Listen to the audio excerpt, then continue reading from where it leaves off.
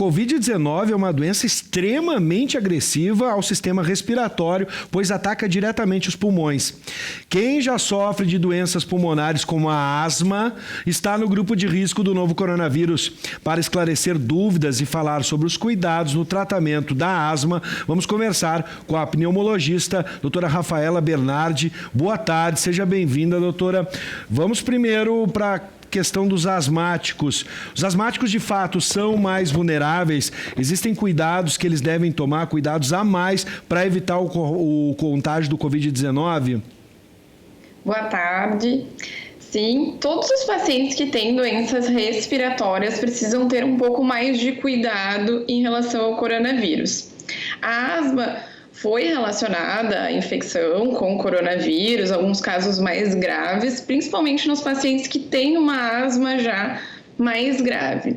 Também pacientes tabagistas foram relacionados, pacientes com enfisema também tiveram uma mortalidade maior. Então, esses pacientes têm que ter um cuidado maior em relação à higiene de mãos, isolamento social, né? É bem importante. Doutora Rafaela, mais uma vez, muito obrigado por estar aqui com a gente. Deixa eu lhe perguntar, qual é a diferença, como é que eu posso diferenciar a gripe, né? A gripe comum que a gente está acostumada, ou o resfriado comum, do Covid? Quais os sintomas para que a gente possa entender aí os cuidados? Porque às vezes você vai procurar o médico, estou gripado, e vai procurar o médico e acaba, nesse caso aqui da região metropolitana, está em bandeira vermelha, acaba tomando lugar de alguém. Como é que a gente pode diferenciar? Tem alguma maneira de você saber, olha, eu estou só gripado ou tenho sintomas de Covid? Gripe, resfriado e coronavírus vão ter muitos sintomas incomuns, né? Podem ter tosse, é um sintoma comum, febre é um sintoma comum, mialgias. Importante para diferenciar o resfriado é que o resfriado normalmente é uma doença mais leve. Isso é a parte mais fácil, assim, resfriado dá uma tosse, coriza, um mal-estar leve, geralmente febre baixa, abaixo de 38 graus.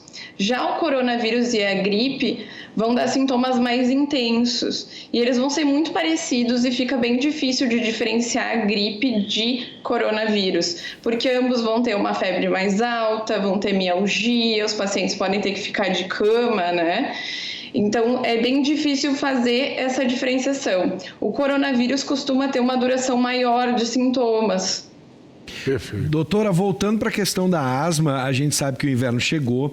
Há um alerta, por exemplo, depois de toda essa chuva e esse vendaval, as temperaturas vão cair até a sexta-feira, a gente vai ter muito frio aqui no estado. Com o inverno, gripes, resfriados são mais comuns. No caso da asma, há uma probabilidade maior de a gente ter um ataque de asma, algo semelhante. Os asmáticos devem se cuidar ainda mais no inverno?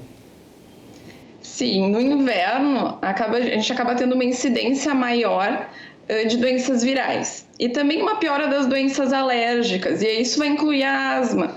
Por exemplo, uma mudança de temperatura, que nem a gente vem vendo no nosso estado nos últimos dias, pode gerar uma crise de asma em vários pacientes.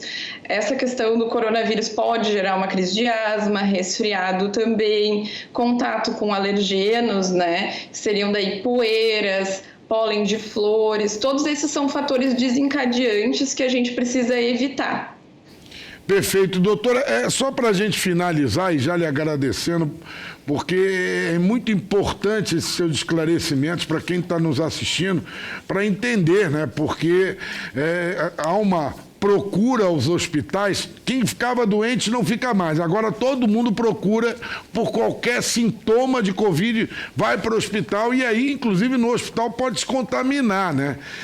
Quais os cuidados, e aí eu falo dos asmáticos, falo de todas essas doenças respiratórias, quais os cuidados, por exemplo, comecei a sentir algum sintoma, eu posso, de repente, vou na farmácia, compro um teste rápido, o que eu devo fazer efetivamente?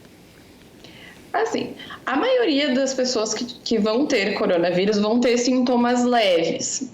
Fazer o teste ou não fazer, algumas vezes não vai fazer a diferença.